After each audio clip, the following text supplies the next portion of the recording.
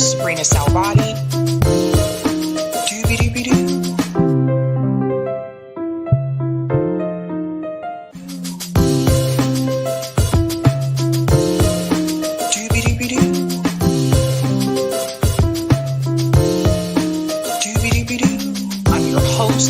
Salvati. All right. Happy Tuesday, guys. Welcome to Sabby Sabs podcast. I'm your host, Sabrina Salvati. If you are new, I want to let you know that Sabby Sabs podcast is a part of Revolutionary Blackout Network. You can catch me there on Tuesdays, Thursdays, and Fridays. And you can catch me here Mondays, Tuesdays, Thursdays, and Fridays. Shout out to everyone watching on YouTube, Rockfin, and Twitter. And I want to go ahead and give quick shout outs to people in the chat. Guys, we have a great show tonight. We have a lot to talk about, and I can't wait to get into it. Quick shout out to Notori, says, whack ass Nomiki. Yikes. You guys are already coming out with the blows here. Great to see you, Notori. Shout out to Oz, who's in the chat as well. Greeting, Miguel says, peace. What's going on, Joe? OWS says, hello, family. Shout out to Saul, says, thanks, Doc. What's going on, Roman, says, ciao, Bella. Right back at you, Roman. Shout out to Lawrence, who's a Sabby member, says, doobie doobie door 2024. Greetings, Hannah G, says, Sabby with a smile. What's going on? Brandy says, hello, everyone. Jink needs to get over himself. Oh, we're going to talk about that tonight. We're going to go there. What's going on? Pitchforks are coming, says, hello. Shout out to Gamer, says, hello, y'all. Greetings, Steven says, greetings and salutations all. Now let's do this thing. All right, Steven, we're going to do it. We're going to get there. Shout out to C. Larson, says, hello. Greetings, Desert Mantis says, good morning, campers. Oh, where are you, Desert Mantis? It is evening here where I am. What's going on, Eric Gray? What up, everybody? And I told BJG not to entertain Jink the clown, but she is a grown woman at the end of the day. Well, we'll get into it. We'll get into it. Shout out to Delthea, who's a Sabby member, says, hello, and howdy from the Tar Heel State. What's up? What's going on? Welch's Grape says, doobie doobie doo. Shout out to Charlie, says, hey, peeps. Greetings, Lunacy. Pancakes or waffles? You know what, Lunacy? I used to be a pancake girl growing up, but as I got older, I got a thing for those Belgian waffles. I have a thing for those. Shout out to Joe, says, I'm rolling my doobie doobie doo. Greetings, Peter. I wish BJG would have told Jink to grow some balls and talk to Jimmy Dore himself and not attack her. Jink is such a little girl. Oh, boy. That was such an interesting discussion. Shout out to Terry, says, hello, Sabby in chat.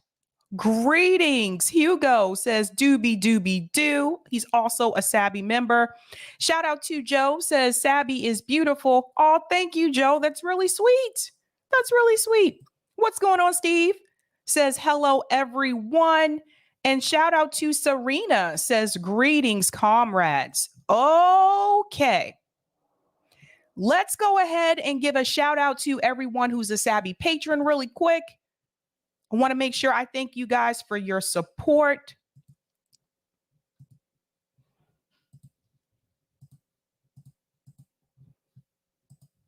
Oh, let me make sure I share. That would help, huh? If I actually shared the screen. Thank you guys, all of you who are Sabby patrons. All of their names are listed here. If you're interested in being a Sabby patron, I have 5 categories: members, Sabby, Sabsters, Sabinators, and Ultimate. I really appreciate all your support. You guys can also see their names scrolling across the bottom of the screen on the ticker there. Thank you. Thank you so much, guys. That really does help me a lot. Okay. What are we talking about tonight, ladies and gentlemen? Let's go ahead and get into that thumbnail. Let's do the damn thing. Okay, tonight we're discussing Briahna Joy Gray and Cenk Uygur debate the left. I have so many things to say about that conversation. So many things to say. We're also going to discuss Nomiki Konst drops out. What is that all about? And I'm going to discuss Joe Biden running away. What is happening there? So let's go ahead and get into our first story, which is about Joe Biden running away. Now, you guys know a while back, I did tell you that there were a couple. Oh, there's one missing here.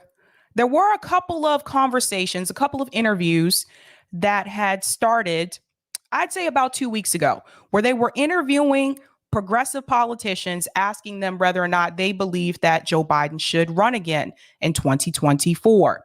Now, none of them were willing to give a firm answer. Not one. Not one. And I said back then that I found that very strange because Joe Biden had already said so himself that he was going to be running in 2024. Then after that, Bernie Sanders came in and said that he will run, or he may run, if Joe Biden does not run. So he said that after Joe Biden said he was going to run. And then there were these interviews of progressive politicians where commentators were asking them that very same question. So let's go ahead and take a look at that. So shout out to Dale Jackson, because he actually clipped those and put it together in this little short, sweet vid here. I want to show this first, and then I'm going to tell you the news that I have to tell you about the future of 2024 for the Democratic Party.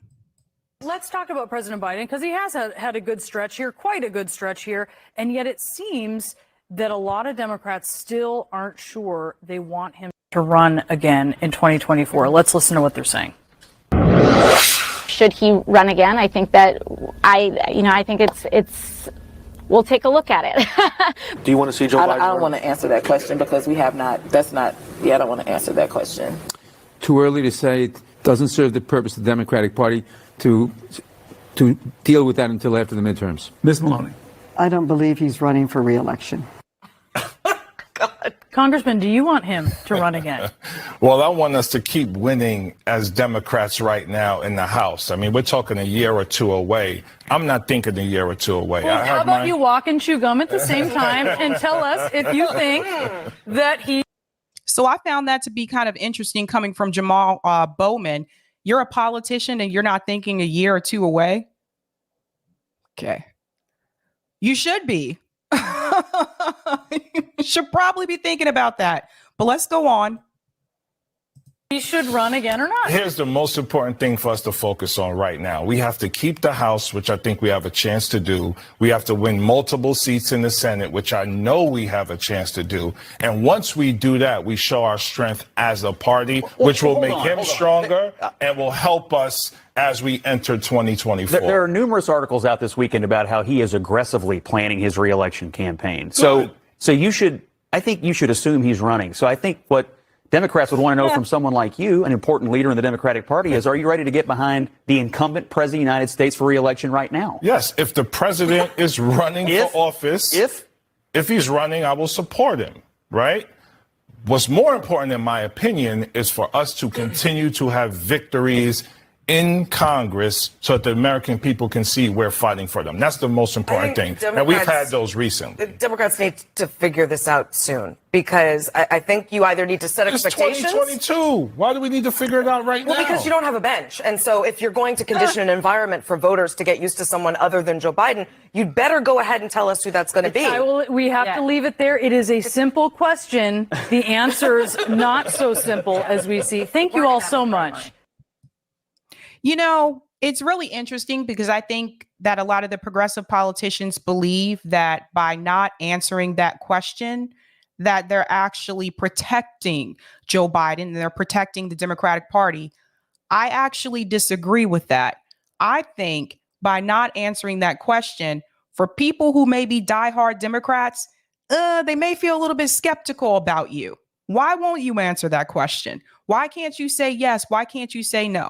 Why are you making up all these excuses? So I think they think that that is working, but it's not.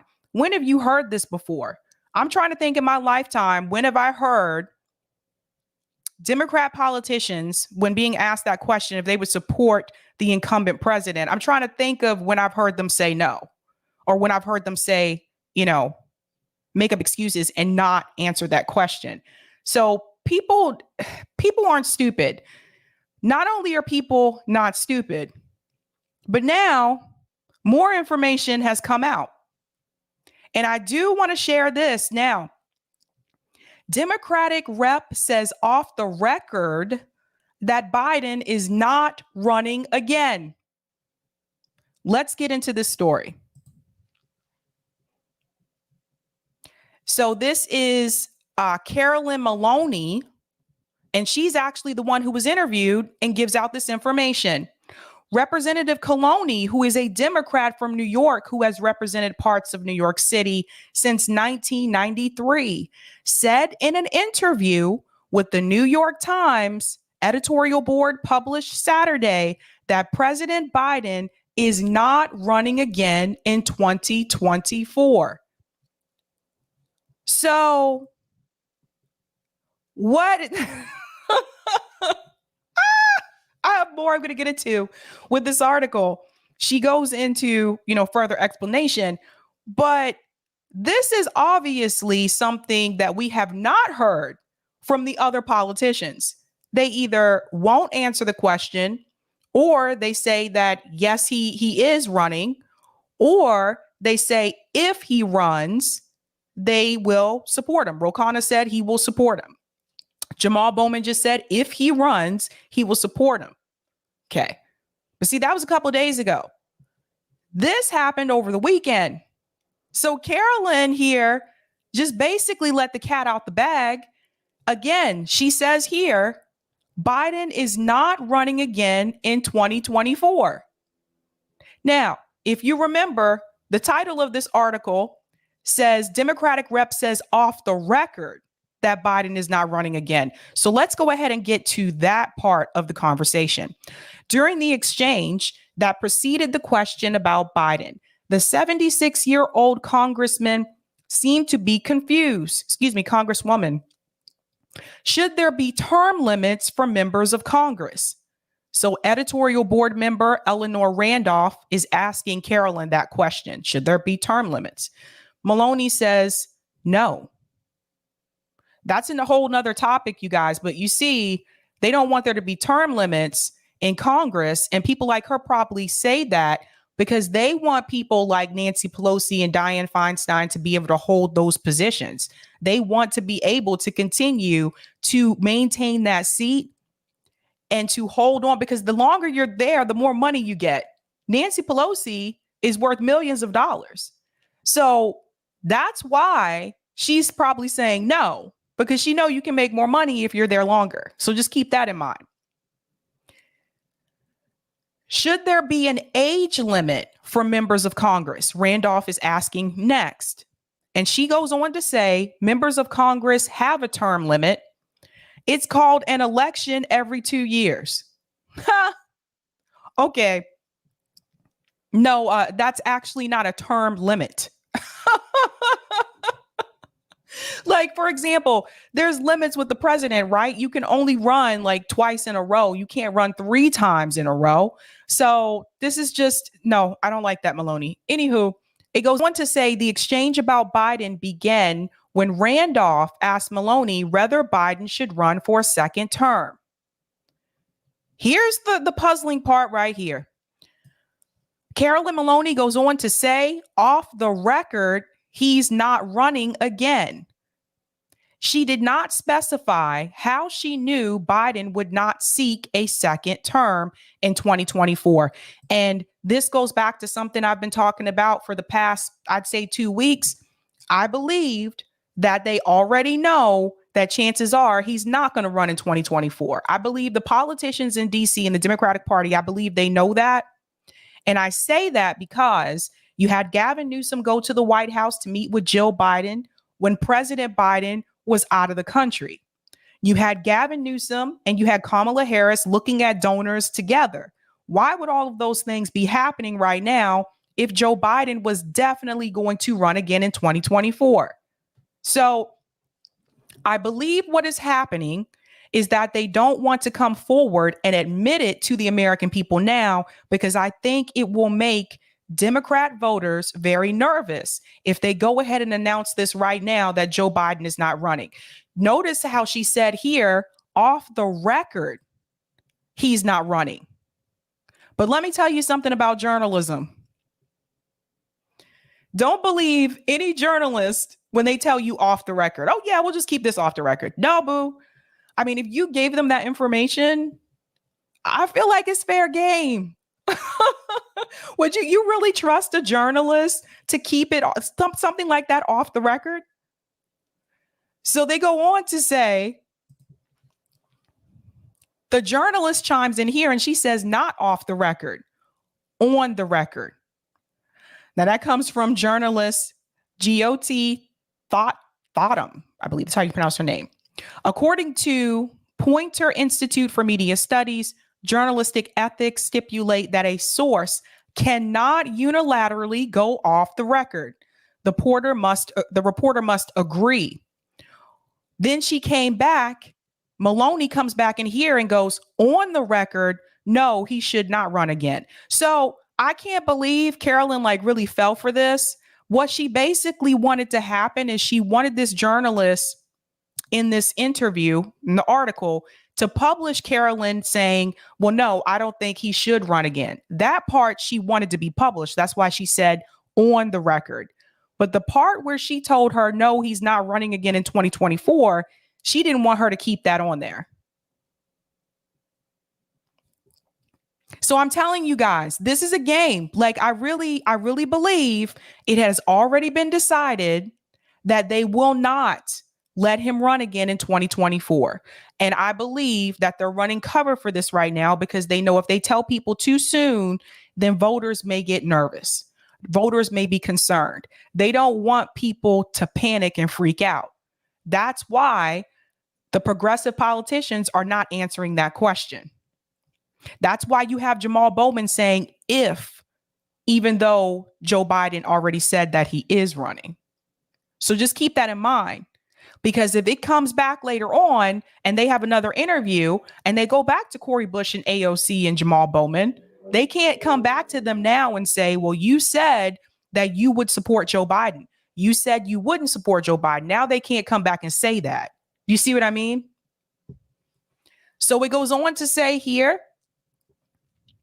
on Saturday, the Times editorial board endorsed Representative Gerald Nadler, Democrat of New York, in his primary contest against Maloney. Nadler has served in Congress since 1992 and was pitted against Maloney due to redistricting. So that's that. So feel free to pass this on to your friends and your pals. A little bit of a slip of the tongue there, but that information was published anyway. So if you're interviewed by someone, please don't say off the record, and please don't trust it when they say that it's going to be off the record, because technically, it is what it is at this point. So I'm gonna go to some of these comments and we're gonna get to the next story here. All right. Thank you for that reminder, Eric. Guys, please make sure to hit that like button. That helps me with the algorithm. Thank you much. Thank you, bunches. Septian says, bombshell, Democrats have no strategy come 2024. No, they don't. This is a problem. It's not my party. I'm not a part of a party, but that's a problem for the Democratic Party. Delthea says, I just bought this computer 2 weeks ago and these fools in the Dem party are about to make me throw it against the MFing room. Grow a pair. Damn. Even in the video, they told Jamal Bowman, this is not look good for your party. And it doesn't. Danielle says, seems like his health is declining rapidly. It's clear to our eyes, but I think it's been stated as a fact to the Democratic Party now. I think so too. Desert Mantis says Cheney/Harris 2024. I think Elizabeth, oh my God, you started. Liz Cheney is currently losing her primary, last I checked. So, But I wouldn't be surprised if they tried to push something like that. But I don't think that's going to work the way that they think it will. I'm just saying. But there's one more thing in this video that I do want to point out. Now, this is towards the end. I want you to pay attention to something she said here and Jamal Bowman's response. Listen to this one more time. We have a chance to do. And once we do that, we show our strength as a party, which will make him stronger and will help us as we enter 2024. There are numerous articles out this weekend about how he is aggressively planning his reelection campaign. So I think you should assume he's running. So I think what Democrats would want to know from someone like you, an important leader in the Democratic Party, is, are you ready to get behind the incumbent president of the United States for reelection right now? Yes, if the president is running for office, if he's running, I will support him, right? What's more important, in my opinion, is for us to continue to have victories in Congress so that the American people can see we're fighting for them. That's the most important thing. And we've had those recently. Democrats need to figure this out soon, because I think you either need to set expectations. It's 2022. Why do we need to figure it out right now? Well, because you don't have. You hear that? It's 2022. Why do we need to figure it out right now? Really, Jamal Bowman? Really? Have a bench. And so if you're going to condition an environment for voters to get used to someone other than Joe Biden, you'd better go ahead and tell us who that's going to be. We have to leave it there. It is a simple question. The answer's not so simple as we see. Thank you all so much. She's got a point. She has a point there when she says that if you want people to get on board with someone else, you may need to tell people that now. She's right. What are they going to do? Spring this on people 2024? Are they going to spring this on people like at the beginning of the year and say, okay, by the way, this person's running instead? You have to give people time to warm up to that candidate. You have to give people time. You have to do polling and see how people feel about it. But the Democrats are going to blow this. I told you last year, they're going to blow it. Just is what it is at this point. All right. Let's go ahead and get into our second story. So if you are not aware, oh my God, Briahna Joy Gray and Cenk Uygur had what was supposed to be, from what I understood, a discussion, and it definitely turned into a debate. And there's so many things I want to say about this. We're going to look at different pieces of this discussion here. But I do want to start off by saying this for those who may be wondering, why did this happen in the first place? From what I understand, there was a couple weeks ago, you guys may remember, I talked about it on this show. Cenk Uygur called Briahna Joy Gray a fake leftist. That's what really got the ball rolling on this. And so from what I understand, Bree said she'd be interested in talking to him about why he feels that she may be a fake leftist or whatever. And I watched this, and I have to tell you, it was very painful to watch. This discussion went exactly the way that I thought it would. I think that Bree went into this discussion to try to somehow, I guess, bridge this divide or close this divide on the left, right? And it was very clear to me during this discussion that Cenk Uygur had no intention of that actually happening, which is exactly what I predicted before I watched this discussion here. So there are certain parts I want to talk about.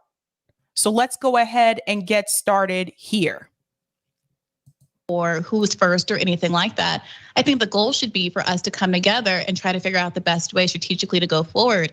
But it's difficult to do that when people are so bogged down in their interpersonal animuses. And that's part of why I wanted to come here today to really talk about why it is that there seems to be so much negative energy. Yeah, So let's talk about that for a second. The part where she said there seems to be so much negative energy. That's true. We've been talking about that on RBN. We've been talking about that on this show as well. There's a lot of negative energy on the left. And what I have said in the past is that I think the negative energy is there because we're no longer together on the policies. People are now together on personalities. So it's now about who do you support as a personality versus what are the policies that you can get behind. And that's what has happened. That's what I've seen happen in this space as someone who watched a lot of independent media on the outside and as someone who came into this space. I have seen that divide. I saw it when it first started to happen around the time of Force the Vote. So she's here to basically tell him we need to find a way to bridge the divide. Cenk automatically comes in hot on the mic. And it was very clear to me that he is not trying to bridge any type of divide. It is very clear to me that Cenk Uygur is one of the people that I was talking about when I told you that there are people on the left, or I don't know if you want to even call them left now, but there are people who claim to be a part of the left that are only focusing on the personalities, and Cenk is one of those people. So let's go back into this discussion. But we have to break that down, because I'll tell you exactly how the history of that went. So Jimmy, at the time, we're still friends. No bad blood has happened at all, other than old stuff from TYT. And at the time, I didn't know the old stuff from TYT. So he calls me up, force a vote. I say, okay, that's, as a general thing, forcing a vote, perfectly great. On Medicare for all, perfectly great. Then later, I ask, hey, we're gonna force it, and then what happens? Like, who, is there a progressive that's going to run against Nancy Pelosi? Because if there's no progressive, what are we doing? Making Hakeem Jeffries the Speaker of the House? What earthly difference would it make? He's just as conservative as Nancy Pelosi. And Jimmy didn't have an answer for that. None of you ever have an answer for that. And we're gonna hold on. Let me explain the whole thing. And then, okay, we're gonna go for Medicare for all. But wait a minute, there's a ton of things that are lower hanging fruit. And if you're gonna go and do a spectacular force the vote, that's a big action. Let's try to get something that we can actually get. Medicare for Okay, there's two things I wanna say here. Number one, when we talk about force the vote, that strategy comes directly from the DSA handbook. I've seen it myself. And so when you have a lot of these progressive politicians come from DSA, like they're DSA members, right? They should be following the strategy in that DSA handbook. So I think for people like Cenk, when he asked the question, well, what comes after that? If he would have just read the strategy in the DSA handbook, he wouldn't have had that question. So the idea is that you can continue to force the vote. If they would have forced the vote against Nancy Pelosi being speaker, and there was this misconception that meant that McCarthy would become speaker, McCarthy's on the Republican side, that actually was not true. That message was spread from TYT, from people like Cenk, and that wasn't true, and that was debunked. And so there's that part of it. But the idea was that they could continue to keep forcing the vote. They could have been forcing the vote for months and still saying, no, we're not going to vote for you, Nancy. No, we're not going to vote for you, Nancy, until you do this. No, we're not going to vote for you until you do that.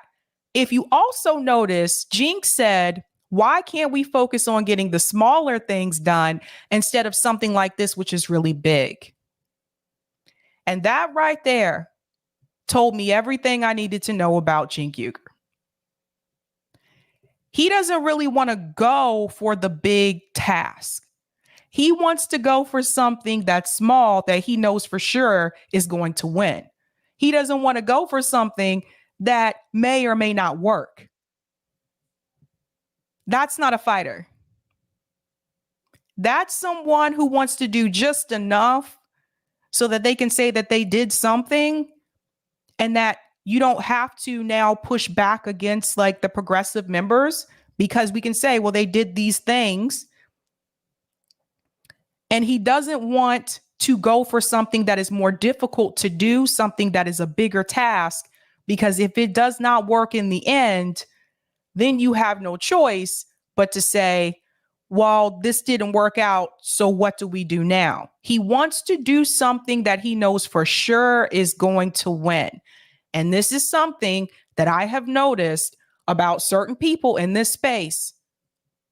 Certain people who they don't really want to do the hard work. They want to do what's easy. They want to do what's going to benefit them. They don't want to try to do something difficult. That's not someone who is a revolutionary. That's not someone who is a radical.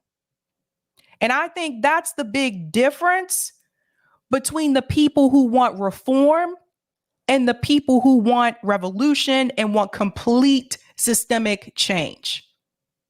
Let's go back in. Is not even on the agenda. I hate that it's not on the agenda, but I know what's doable and doable and not doable. And at the time, idiots like Aaron Monte are oh, $15 minimum wage, that's already in the bag. We don't need to do that. And I'm like, wait, if you guys are gonna be juvenile and you don't know how any of politics works, and you have no earthly idea how in the world you're gonna get Medicare for all to pass, let alone things like $15 minimum wage, and you don't have an alternative to Pelosi. This is exactly what I was talking about when I mentioned sometimes people on the left can come across kind of condescending to other people. When he makes this comment, if you guys want to be juvenile and you don't know how politics works, that is part of that leftist attitude that I've seen sometimes that really rubs people the wrong way. I feel like you're talking down to people when you say things like that. And for people who are not in academic spaces, for people who are not, maybe not on the left, but they're curious and they're interested, for people who may be working class, for people who may be poor, that is a turn off. And this is the rhetoric that you hear a lot of times, that I've heard a lot of times on the left.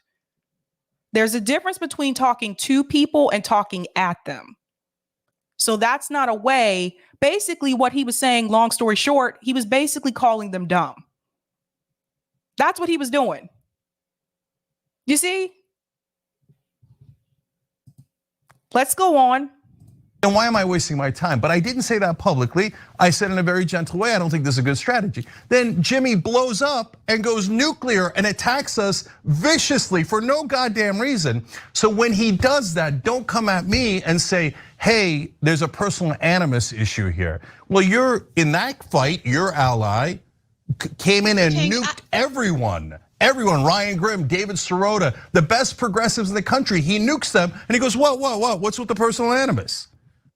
Why is he talking to her about things that Jimmy Dore said instead of talking to Jimmy Dore about those things? I don't understand what he expected to happen here. Like, why not pick up the phone? I mean, come on. We know at one point Jimmy and Cenk were friends. They both worked at TYT. Why not just pick up the phone and have this conversation with Jimmy yourself? Why are you asking her why Jimmy Dore said what he said? Remember, the conversation is supposed to be about bridging that divide on the left and them discussing why he called her a fake leftist. That's what it's supposed to be about. But it seems to be about Jimmy Dore. So I am not accusing you of having personal animus. I think it's an accurate description. You called Aaron Monte an idiot. You've had your feelings about Jimmy Dore out on the table. I personally would prefer not to make those characterize people that way. I don't think that that's helpful. Obviously, you can do what you want. I can't control that. But I am articulating what I experienced, and I experienced a lot of animus, and I experienced it as animus when you referred to me as a fake leftist. I have never had any kind of negative interaction with you. I've never feuded with you privately or publicly. I've never said anything negative about you on the internet. So I thought it was pretty hurtful. You talked with Jordan. You talked with Jordan about how we changed our politics at TYT based on. Is that not true? They did change their politics at TYT. What?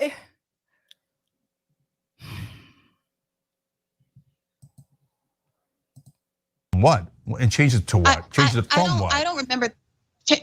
Truthfully, so a lot of people come on my show and they maintain, like I confess I'm not a long time TYT viewer. So I would never say something like that, I don't think, because I don't have that perspective. other people do come on my show and they say their opinions. And other people, I think like Jordan has been in this universe for a much longer time than I have. He might have had the view that there's been a shift, and he's a guest, he's entitled to his opinion. I don't really have anything to say about that one way or the other.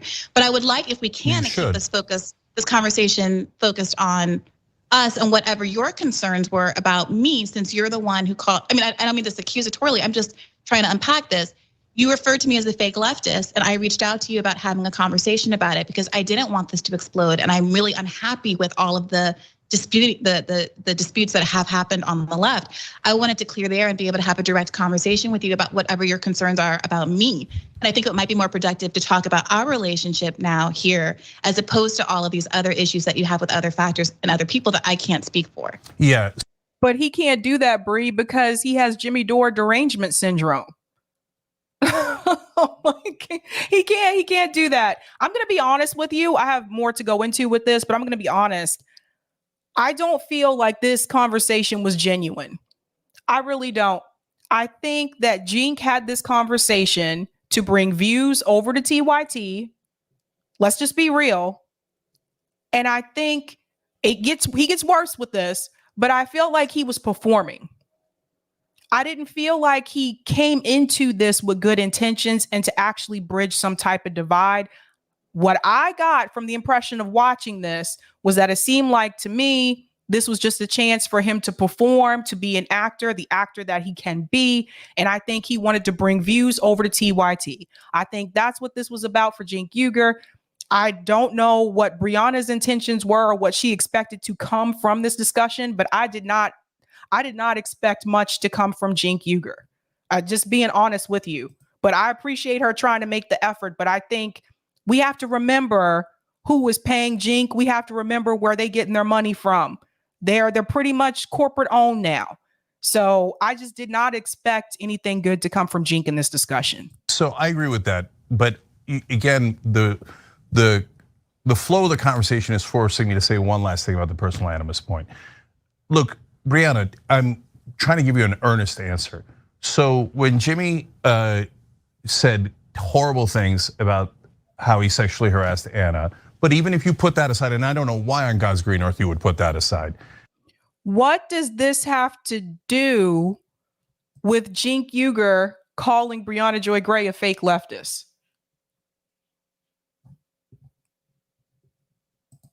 And he then accused everyone of work getting funded, including us, by Nancy Pelosi and the CIA. When Sam Cedar and Jimmy Dore were both part of the network, Sam and Michael Brooks, who I love, would attack Jimmy all the time. And I told them, don't do that.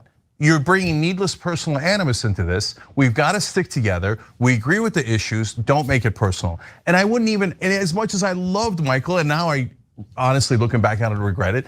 I wouldn't have him on the show as long as he kept attacking Jimmy, because I didn't want the personal animus.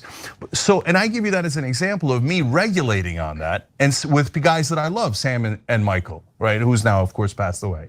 Okay, so so I know for a fact if Jimmy was saying, hey, Briahna Joy Gray is getting funded by Nancy Pelosi and might be working with the CIA, I'd say, Jimmy, you're massively out of bounds. And I'm not gonna work with you, and I'm not gonna be your ally in any goddamn thing as long as you keep saying these insane, lunatic things. So that is what led me to believe that you were aligned with fake leftists. So I'm answering the question you were asking. I don't believe that. I don't believe that's what led him to believe that. I'm gonna be honest with you. I'm gonna tell you what I think this is really about. I don't think this is really about Jimmy Dore's comments in reference to why he called Bree a fake leftist. I believe that when it comes to this strategy of putting progressive through the Democratic Party, the Justice Democrats, whoever you want to call the people today, I believe that side of the left who still believes in that strategy, people like TYT, people like Majority Report, people like Kyle Kulinski, people like Crystal Ball, like all of them, they really having like someone like Bree on that side with you, that holds a lot of weight because she was Bernie Sanders' press secretary. So that's someone who was there fighting for the progressive candidate. Recently, there has been a shift. And you guys know last year we talked about this at RBN. We've been talking about this for over a year now, that we need to just leave the two-party system. We've been telling you guys this. And when we have been doing that, as we started to grow and we started to get more attention from some of the bigger people, we were told that we were nihilists. We were told that we're bad faith actors because basically we were telling you the truth, but they don't want you to hear it because they still believe in that strategy. The shift that you see happening now, I have noticed past couple of months or so, now you have someone like Briahna Joy Gray who's also losing faith in that strategy. It was one thing for us to say it. We didn't work for Bernie's campaign. I mean, some of us canvassed for Bernie Sanders, but we weren't his press secretary. But I think a telling moment was when they had that panel where it was Crystal Ball, Katie Halper, Briahna Joy Gray, Marianne Williamson, Juliana, that panel where they were promoting progressive candidates that were running, and all of the audience feedback, they got a lot of negative comments after that panel, because I think that was kind of a wake-up call to even them that people won't want to do this anymore. Like, this is kind of done because the squad has just been so terrible and Bernie Sanders left his movement, right? But even after that, they were still promoting progressive candidates, maybe not as heavily as that panel, but they were still bringing them on and stuff like that. But like I said, there has been a shift. So when you have someone like Briahna Joy Gray, who was Bernie Sanders' press secretary, and now you see her going on to shows, or whether it's on Rising or on other people's shows, and now she's saying it. Now she's telling people that there is no movement. Now she's telling people that I don't think this is going to work. Now they have a problem. Because if you remove Briahna Joy Gray from that equation of putting progressives through the Democratic Party, that actually says a lot, because that was Bernie Sanders' press secretary. And it's a bad look for the people who still want to do that strategy. It's a bad look for TYT. It's a bad look for Majority Report. You guys see what I'm saying? You're following me here? So they can't have that. So what do they do now? They're going to smear her the same way they smear us at RBN. They've been smearing us for over a year. Over a year. And not just on commentary, on activism. They've been smearing us on mutual aid. We did a General Strike Summit. They smeared us over that. Anything that we were trying to do to help people in the community, they smeared it heavily online. We have the receipts. But the difference was, we are not obviously as well known as Briahna Joy Gray, and we were not Bernie Sanders' press secretary. So if you have someone like Bree come on these shows and tell people that there is no movement, that says a lot. What does that do to that Justice Democrat strategy? So they're smearing her the same way they're smearing Jimmy Dore. I believe that's what this is really about. To be just really clear, because I didn't insert myself into an argument that you No, you and Jimmy did. were You having. kept backing him over and over again. Wait, I'm sorry. Wait a minute.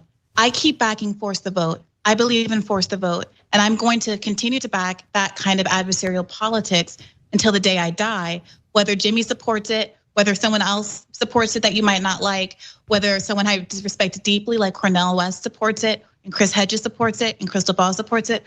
All of these people were supporting this idea. And what was frustrating to me. And if you notice, when you hear people criticize Force the Vote, they don't mention those people. They mention Jimmy Dore.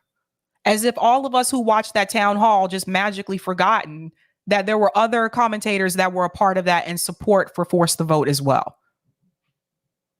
Just keep that in mind, because we all know everybody loves Cornel West. Do you hear Cenk Uygur smear Cornel West for having that same support for Force the Vote? No, it's only Jimmy Dore. Why is that? Just keep that in mind. Was how unable people were to engage with it on its substance, in part because they were so caught up in the ad hominems with Jimmy. So again, I can't speak to any of the stuff that you just talked about. I don't know who's funded by who. That's none of my business. I choose to judge people about the content of their opinions on the policies that I care about. And so with respect to force the vote, I was frustrated with some of the backlash against David Sirota. I was also frustrated with David Sirota coming out of the gate a little timid on the issue, but I reached out to David Sirota. I talked to David Sirota on my show and his, and we worked it through, and I addressed all of the concerns he had about force the vote. And he ended up being one of the best advocates for force the vote and engaging, because we engaged and we were able to add to the idea and say, you know what, the part about the Medicare for All is a largely performative vote to get the issue discussed in the context of this pandemic. But what concrete asks could we make? And David Sirota was instrumental in coming up with some of those asks, like getting Richie Neal off of the head of the Ways and Means Committee, like getting the PAYGO exemptions, which although there's a lot of discussion about how the squad did get those, that wasn't in fact the case.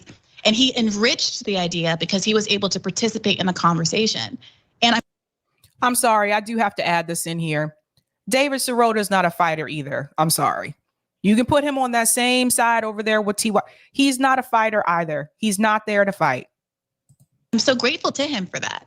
And Ryan Grimm and I, despite having a lot of disagreement over this issue, were able to have a private conversation where we worked through our differences. He came on my show in bad faith. He was able to acknowledge some missteps that he had made about not pushing back in an interview that he had with Pramila Jayapal when she gave as an excuse for not doing force the vote. And remember, he's the only one who got an actual an interview with a squad member about this.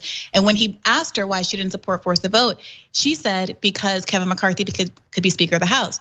Ryan Grimm knew that wasn't the case. He didn't push back at the time. He said he regrets doing that. And we were able to make our apologies and move forward with our relationship. And I value Ryan deeply, again, as my former boss and someone from whom I've learned an enormous amount on the left. So I hope that a lot of people, including you and I, potentially maybe someday, I don't know, none of my business, you and Jimmy, people like Aaron, I think they all add to the left and are very valuable. No, they do and not add to the left. They don't. I'm sorry, Cenk, but when there's so many big dragons out there to slay, to spend all of this energy and have all of this anger worked up against people who care about Medicare for all, who care about a $15 minimum wage. Let's talk about this for a second. You notice he said no. So she's trying to tell him that basically she would like to see them have a conversation again one day. Jimmy Dore, Aaron Monte, all of them. He immediately starts saying no. I told you, he never had any intention of bridging this divide on the left. For him, it's all about the personalities. Once he decides that he doesn't want to, you're not cool, you're not on board with his strategy, you're a bad person. Now, say what you want about those individuals, but when it comes to policies, for the most part, they usually agree on the policies. He is not willing to look at that because he is upset with the actual person. So he said, no, he's not willing to have those conversations with them, but he's willing to continue smearing them. That's why I knew there wasn't going to be much that came from this discussion in reference to bridging that divide and moving forward or coming together. It wasn't going to happen because if Cenk Uygur wanted to have those discussions with Aaron Mate or Jimmy Dore or Max Blumenthal, whoever else he's smearing lately, he would do so. These are individuals that have been on TYT before. So I'm pretty sure he has their contact information. He doesn't want to do it. He doesn't intend on doing it. This was just another chance for Cenk to come in and show off, get views over at TYT, because I told you guys before, just because you have a lot of subscribers doesn't mean that your analytics are great.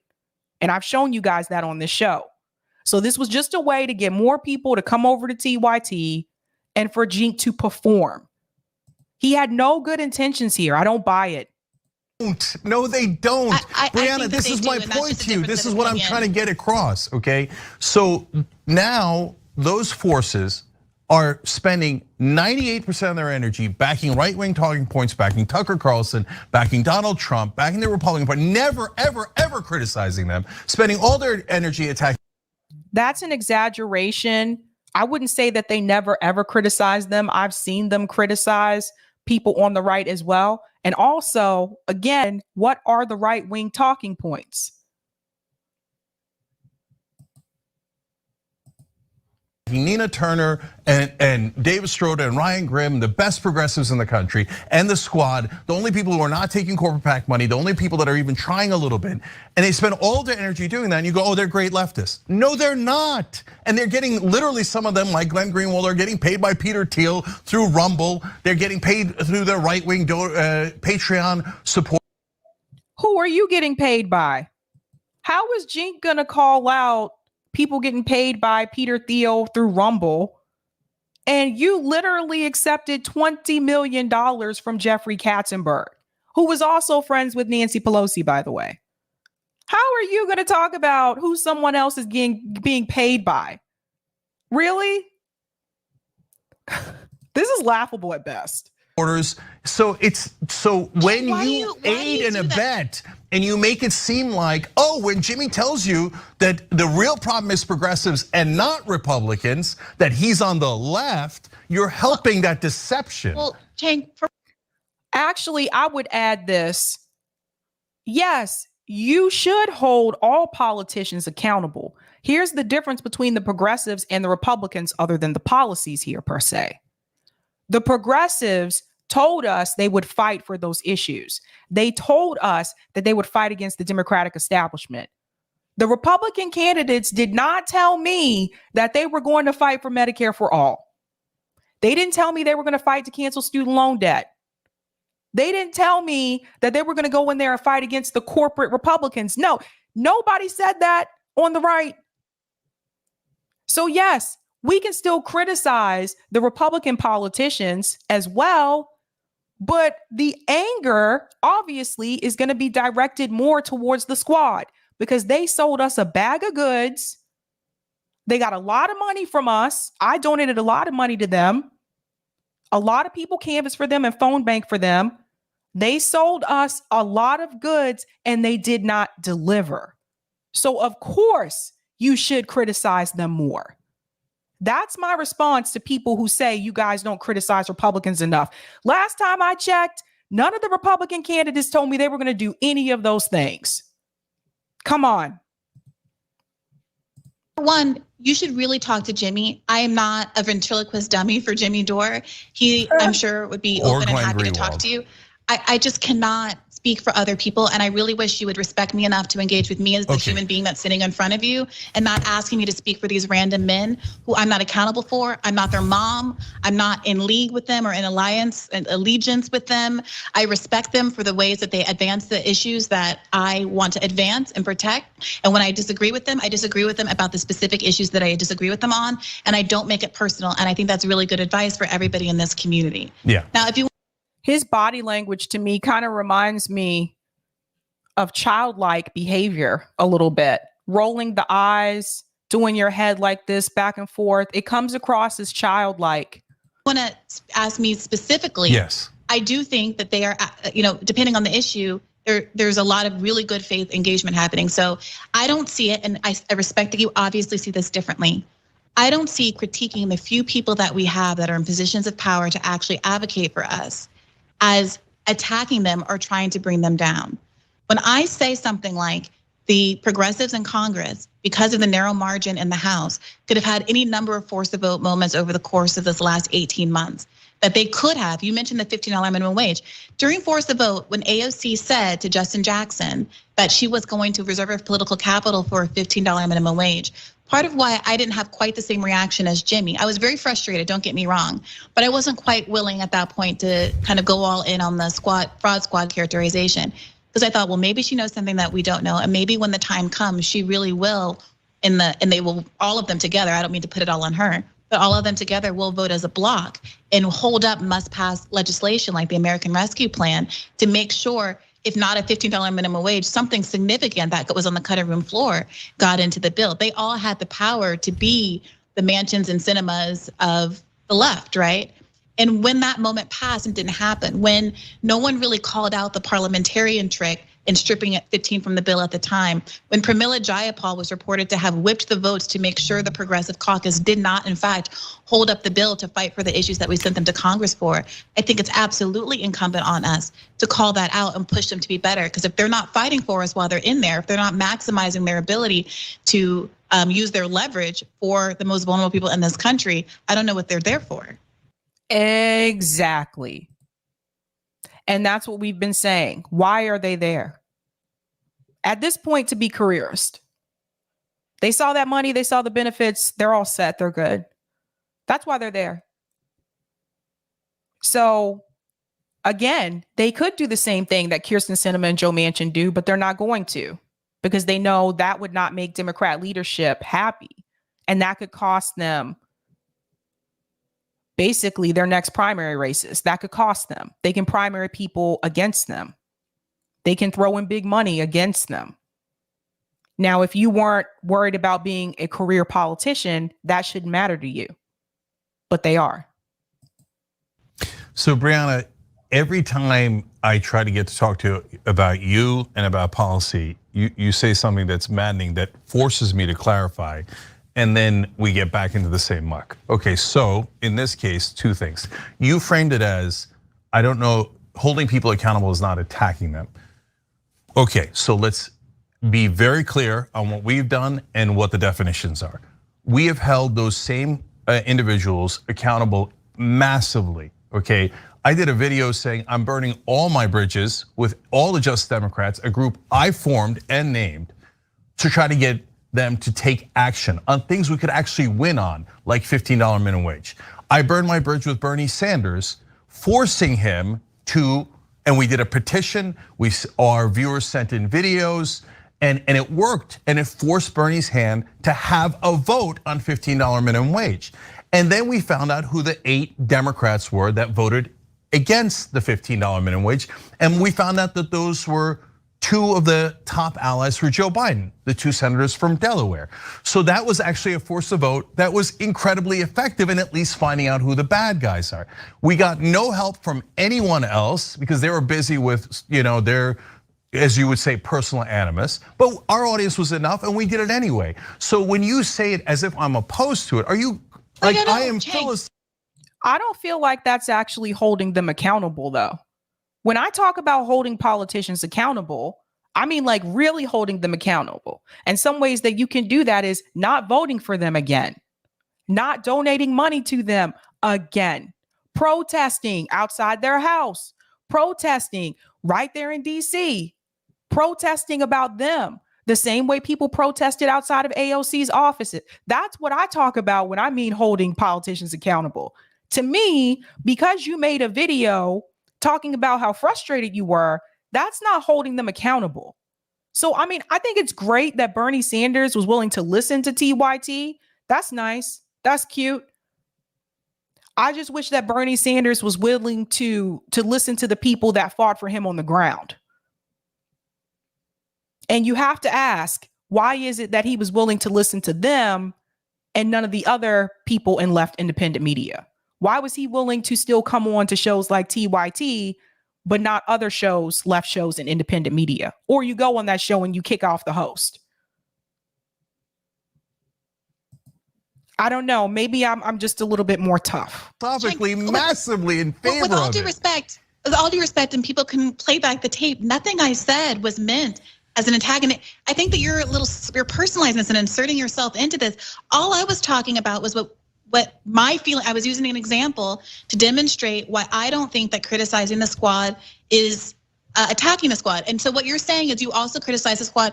I think that's great. So we understand each other. We understand, because we've both done it, that having a critique of leftists in Congress, even if they're the best that we've got, that critique is necessary to try to maximize and push them in the direction that we think as voters and as media figures they should go. So we're actually in agreement here, and I'm not really sure what the dispute is. Yeah, no, because you said, all right, forget what you said. You framed it as holding them accountable is attacking them. What I was trying to get to, and this sucks. No. Hold on. I was saying the opposite though, Cenk. I'm saying holding them accountable is not attacking them, and you agree with me. So yes, what's the problem? No, so the problem is because this is forcing me to delineate the difference. when Jimmy says in a speech, let's go to, hold on. Jimmy? No, I have to give you the distinction. No, hold on. I have to complain about Jimmy Dore more. You must listen to me complain about him more. I really don't.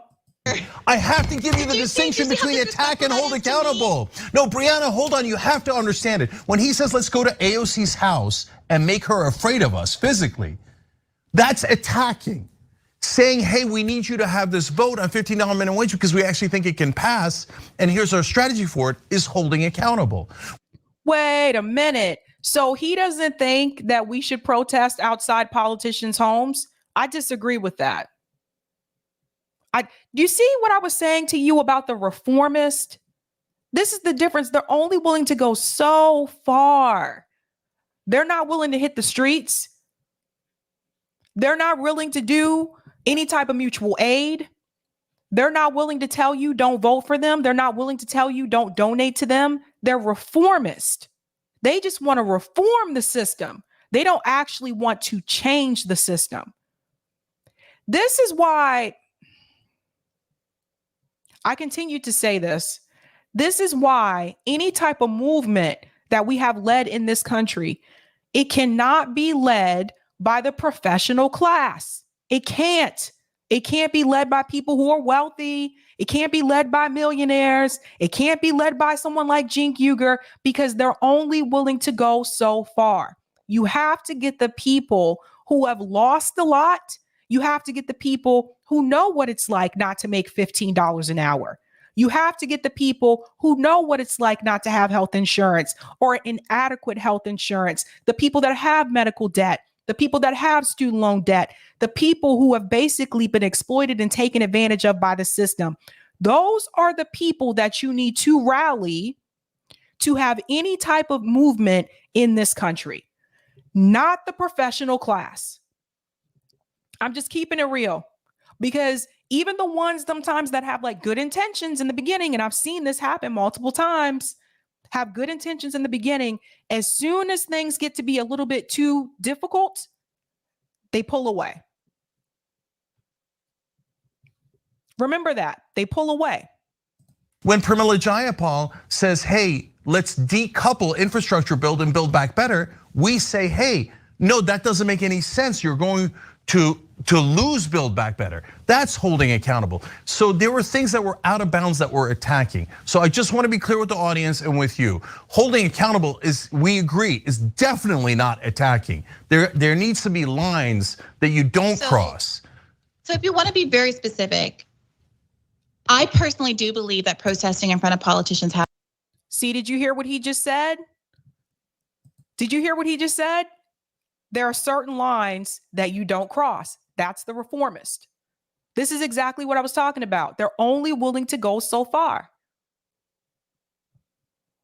Houses is legitimate. I think it's legitimate. I think it's legitimate. But you don't say, let's go make her afraid of us by going to her house. Finish.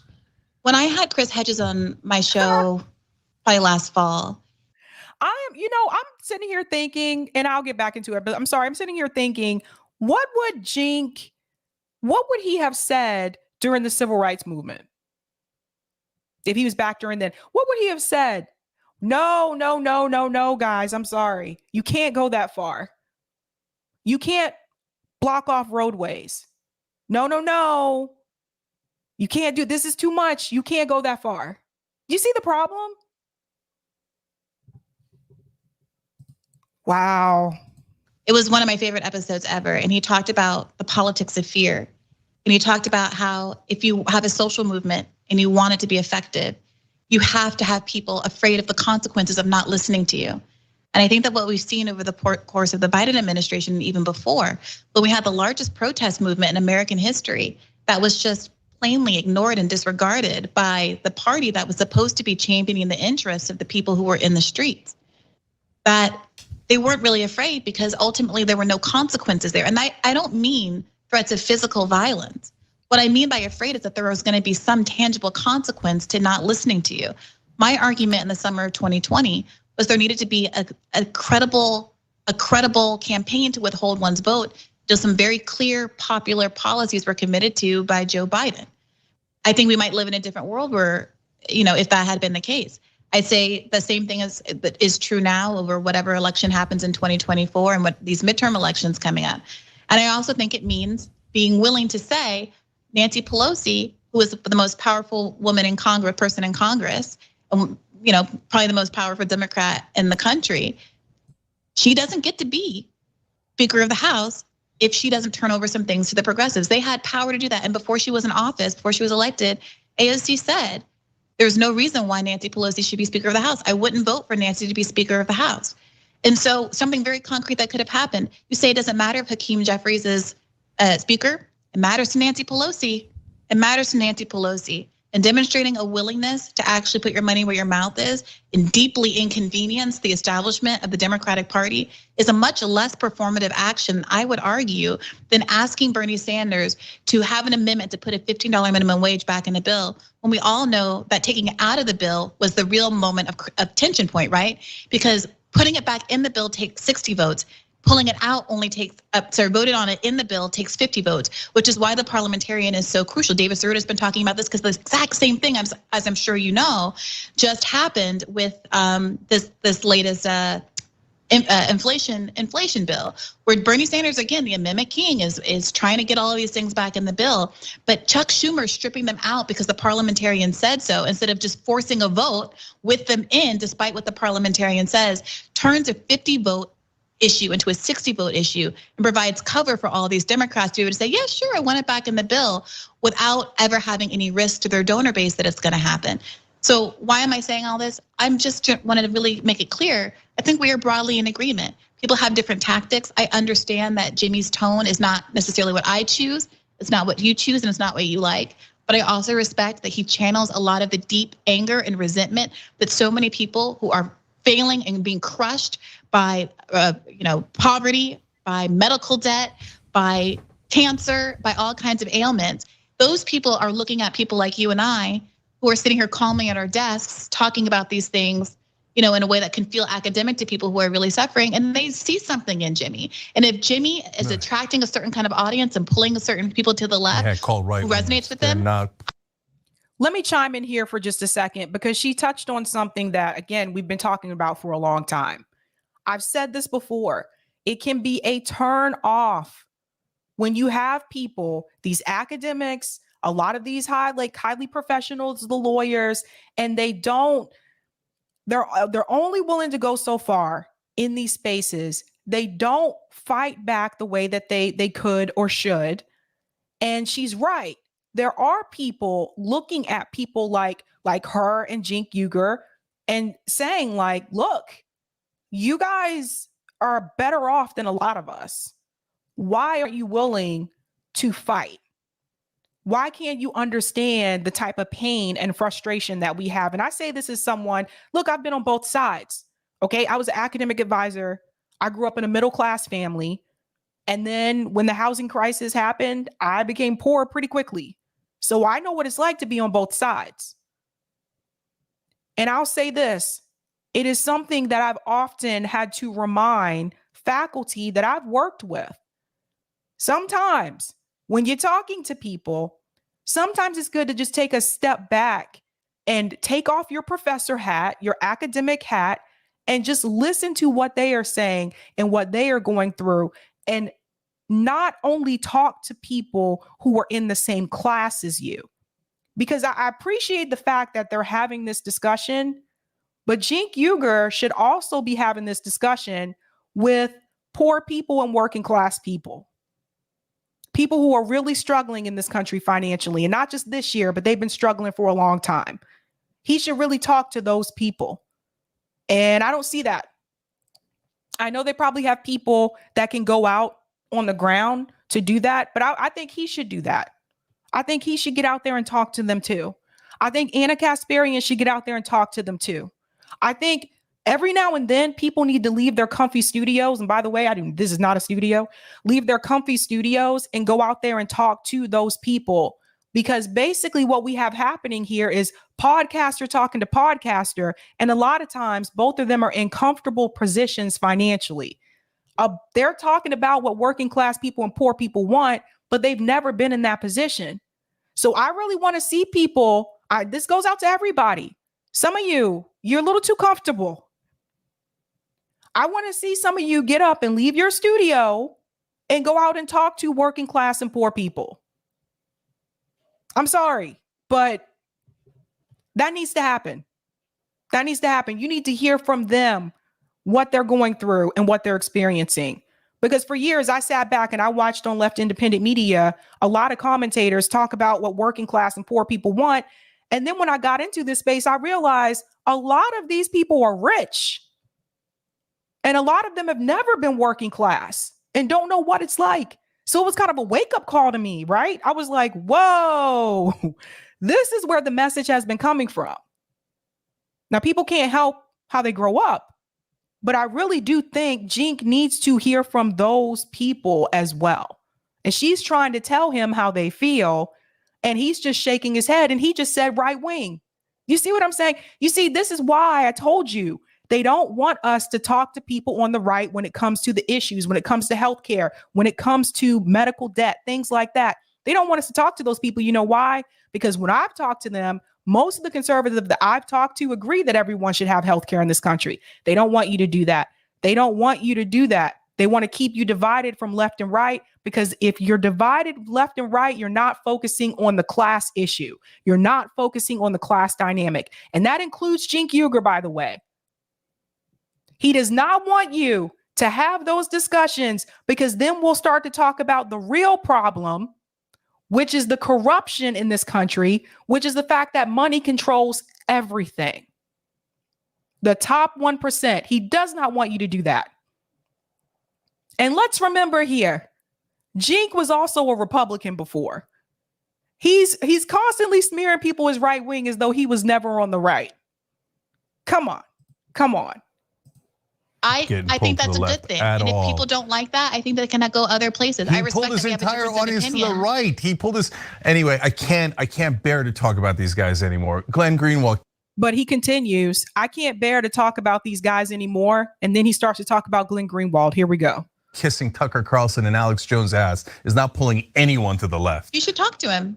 Yeah, that I think it would be a liar. really fruitful conversation. You're both fraud. welcome on Bad Faith. Okay. I had, my friend Nathan Robinson had similar concerns about Glenn, which I respected, and so I had them both on to talk about it on Bad Faith, and it was one of our best I'm not interested in that right-wing conversations. talking points. Okay, so let's go to our agreements. Okay. See? You see what he's doing? I'm not interested in right-wing talking points. I do want to remind you guys, I don't know a lot about Glenn Greenwald. I've never had him on the show.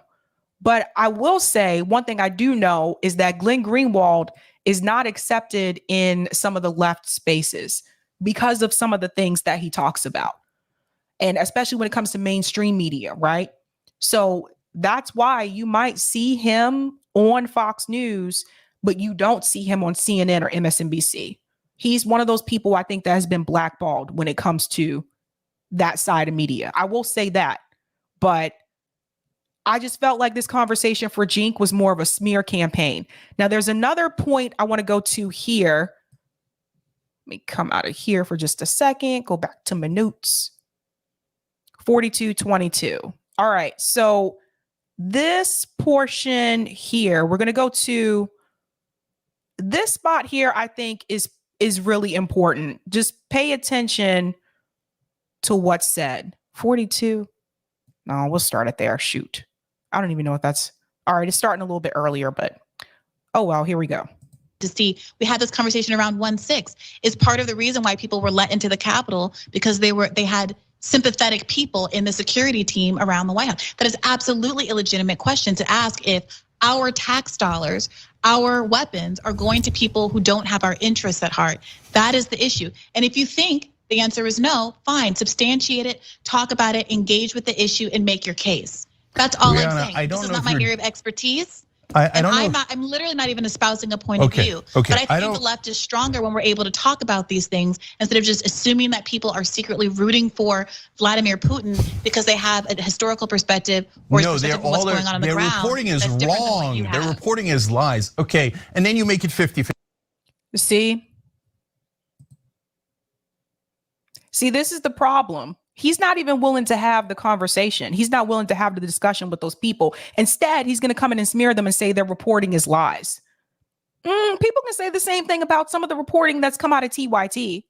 Instead of smearing those individuals, and I challenge you, Cenk, to this, instead of smearing all those people, the Gray Zone, Glenn Greenwald, why don't you invite them on your show and have a discussion with them about it? Even if it's a debate them about it. Why don't you do that instead of smearing them? Why don't you point to these parts of these articles that they've written, if you feel this is incorrect information? Why don't you point to those parts and tell them this is incorrect and this is the reason why? Why don't you just do that instead of constantly smearing them all the time? Because it's not in good faith. It's not in good faith. 50. But Briahna, I don't know if you're doing it on purpose or not, but you did, what you just did there was a sleight of hand in that conversation. You started talking about how, oh, well, there's small faction Nazis, but I don't know, does the money go into Nazis? Maybe we don't send money to Ukraine. I'm worried about defense contractors just taking that money, and I'm worried, that's why I'm worried about the spending of the money. It's corporate pork, et cetera, right? But you all, maybe it's going to Nazis makes it seem like, hey, that's a 50-50 process. And then you, hold on. Then you said, well, hey, I'm concerned about cops and being far right and Nazis here in America on January 6th, as if I'm like, I'm not concerned about that. I'm also concerned about that. I don't know why you, why did you bring that into a conversation about our disagreement? You are seriously so oppositional. Every time I say something I believe, you interpret it as me saying you don't believe that. It's so weird. If I say my makeup brush is black, you're like, well, I also have a makeup brush. Dude, like, I'm not arguing with you. I'm trying so hard not to argue with you. Please stop trying to perceive every word out of my mouth as somehow a criticism of you or trying to undermine you. I'm sincerely trying to be here in the spirit of reparation. And it's okay. I don't necessarily feel from you right now that you have a desire to repair. It seems a little bit like point scoring, and that's, I don't know. It makes me a little sad. I don't see why there has to be this. Look, all right, Briahna, let's go to something you did recently as an example, okay? And so this, I think, again with him, he seems rather impatient, I feel, and I feel like he doesn't have much tolerance here. And I don't think he intended to. I think this was, again, an opportunity for him to come in and perform. I felt like he was really over the top. So you talk, and I think it's a good example. So you talked about how when Marjorie Taylor Greene says defund the FBI, hey, maybe that's not such a bad point, okay? So now that's a good place where, again, subtlety and nuance are gonna be really, really important, okay?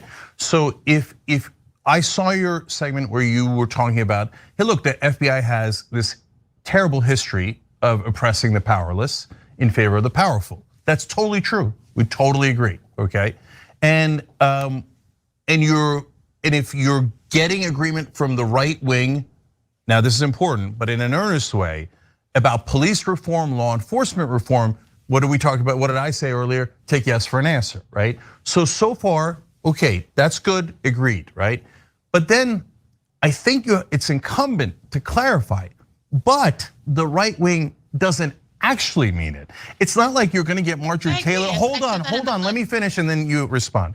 It's not like you're gonna get Marjorie Taylor Greene to go, oh my God, you're so right. We should do police reform. These cops are being so abusive towards African Americans. No, what she's trying to say is if we get in charge, we're not gonna let them hold us accountable.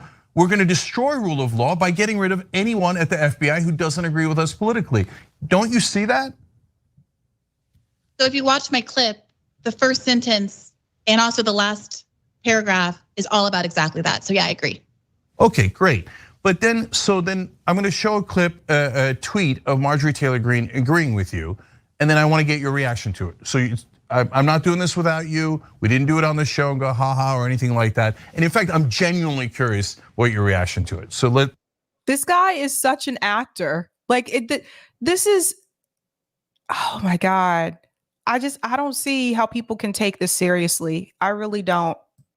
Let's look at that. So here, in response to you saying Marjorie Taylor Greene is right about the FBI, she says our government has become an institution that protects and serves the elites while the people suffer under the American last ruling class. We must defund the FBI, dismantle the Department of Justice, and gut the agencies of political biases and persecutions. I believe in the people. So what I see there, and I'm curious what you see, is her pretending that the right wing is populist and that they're doing this on behalf of the American people. When in reality, what she's saying is, if we get back in charge, there ain't gonna be no rule of law. We're gonna take out the Department of Justice, we're gonna take out the FBI, then they're gonna run roughshod. I do not agree to that at all. So see, that's what it's about. So he does not agree with abolishing the FBI. You see that? Well, I told you he's a reformist. I'm curious what your take on it is. I think it's pretty funny since like millions of thousands of leftists, she also seems to have not watched the video, because I doubt that she would retweet a video where she was called a broken clock who's only right twice a day and a bad faith actor. So I am a co-host at Rising, and Rising's audience is a much more conservative audience than what you have here at TYT or what I have at Bad Faith. And when you're speaking to people who are not there for you, Robbie's been on the show much longer than I have, and the audience is largely there for him. They're very libertarian in their bent. They are anti-establishment. They're frustrated with corporate parties, but they've definitely leaned right, especially on cultural issues. I find that I'm able to get more engagement with the video and more engagement with my points that I think are substantive. I spent most of my video talking about communism. Now the FBI has been an enemy of the left. To meet them where they are and say, look, the left is as concerned, nay, more concerned about the issue than the right. And here's the real people who are advocating for this, and not in a self-interested way. And the point I make at the end of the video is, I don't believe Marjorie Taylor Greene is acting in good faith, but I believe you might be. And to the extent that you, the audience, is acting in good faith, here's what we should do: come over to the left. I'm addressing conservative audiences, or kind of partyless audiences, people who are quote unquote persuadable voters. I'm not. And that's the problem, because people like Cenk and like the TYT, that network, they want you to speak to the Democratic audience, particularly progressive audience. They want you to speak to that base.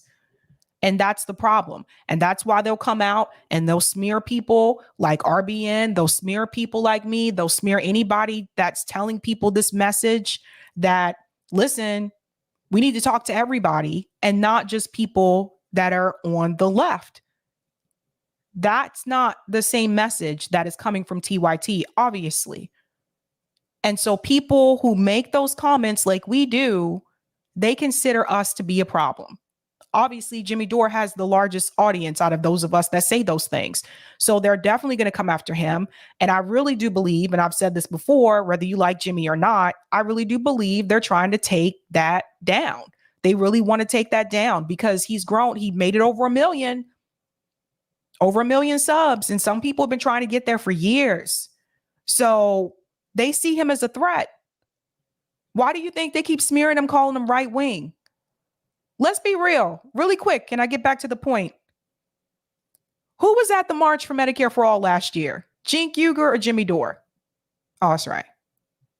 Who actually wanted people to force the vote against Nancy Pelosi as speaker to push for Medicare for All? Was that Cenk Uygur or Jimmy Dore? Oh, that's right. Do you see the difference? You see the problem? They don't like that. They don't like that. Over 1 million people watched the Force the Vote town hall. Just imagine if TYT would have jumped on board with that strategy as well, it would have been even more. And then, maybe then, the squad would have felt more pressure to do something. But no. I believe that network is here to run cover for the squad. Now, they'll still criticize them. Don't get me wrong. But I believe that's what they're here to keep you in the Democratic Party. And until I see something different, I'll continue having that sentiment. not doing this for Marjorie Taylor Greene's notice or interest. I'm doing because she is in fact obviously a bad faith actor, but you have to address the people who see her as acting in good faith. That's comms. Just because I know her and she is a bad actor, but some of the people in the audience are people who genuinely believe what she's saying. So the point is to say, okay, let me just accept on face value that you really are into this. Let me tell you what the FBI really is, and let's develop a plan on my own turf about how to address this issue.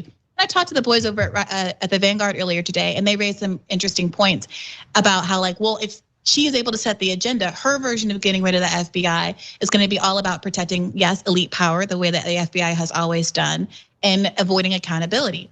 I think that's a really legitimate point. That is why, instead of, I don't know, spending a long day attacking me on the internet, what I would love for leftists to be doing is to think critically and get our historians and our theorists together and think critically about what it would look like to either restructure or abolish the FBI so that it really did become about accountability for elites instead of harassing leftists and other marginalized groups as it has done historically.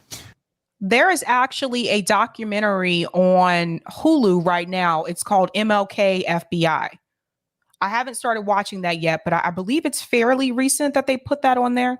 I definitely want to check that out because they've come after so many people. They came after MLK, they came after Malcolm X, they came after the Black Panthers, they came after Fred Hampton. Like, why would you be in support? If you're a leftist per se, why would you support that? Like, why would you support that group? Any of the alphabet groups, to be honest with you.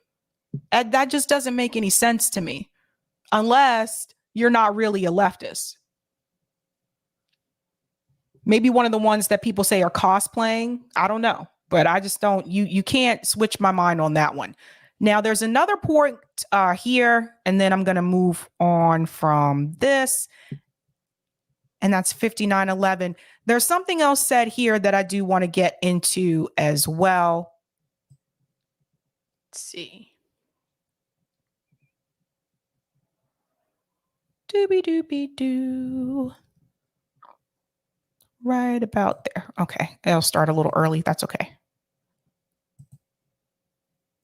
That, but he agrees with the process of the convention. So we agree on that. What I'm worried about, and that's what I'm trying to understand, that's like maybe the unifying theme of this conversation, is that when people go on Tucker Carlson and they're not challenging him, all they're doing is agreeing, and agreeing, that it looks like they're trying to pull the left wing to the right and get them to agree to other Tucker Carlson positions, white nationalism, immigrants are dirty, they're gonna replace us, etc.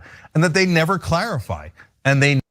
So then why not have that conversation with those people? Why are you having that conversation with her?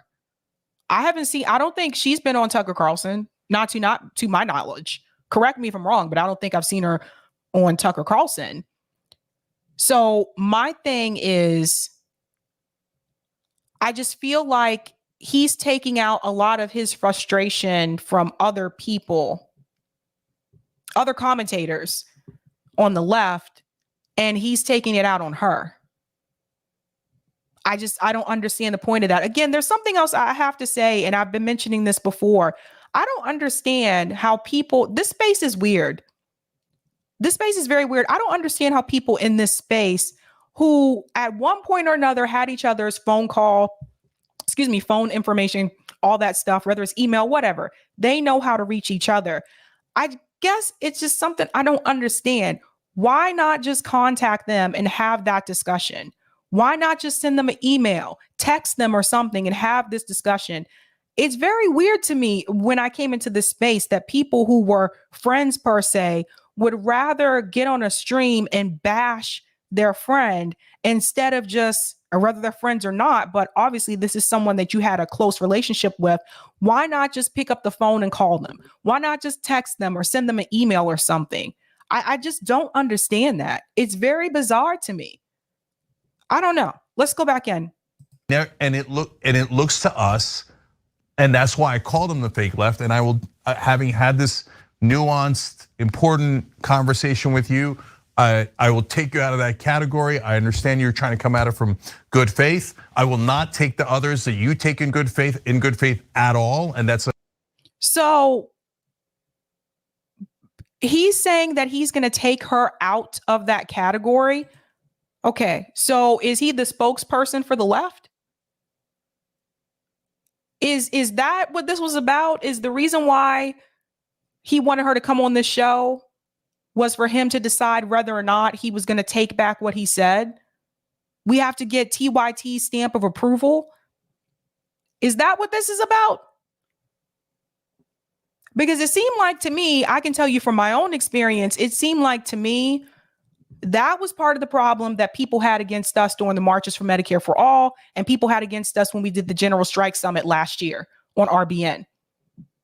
Because it was those people and their mouthpieces who were attacking us as if we didn't get the TYT majority report stamp and seal of approval to do what we wanted to do. There's a lot of territories in this space. There's a lot of ego. This came across to me as very like egotistic. It's so weird. It's weird to me. And I think you might be able to see it as an audience member, but when you are actually a part of it, you see it even more. You see the things that go on behind the scenes. You see what people do to each other. People can be really dirty, even some of the ones that you like. So I feel like he's saying the quiet part out loud. We have to approve of it. Did we okay you to talk to that person? Did we okay you so-and-so to go on Tucker Carlson? Did we okay? You see where this is coming from?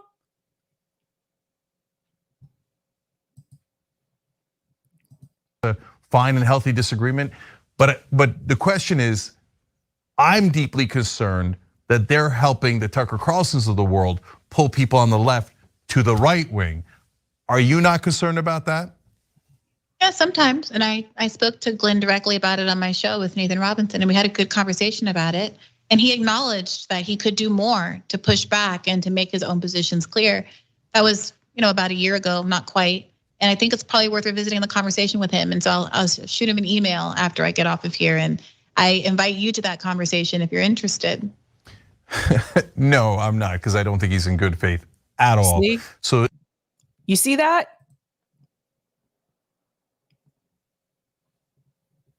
This is what I'm telling you. This was not about, for him, he did not go into this with good intentions, I think. He was not really trying to bridge any type of divide.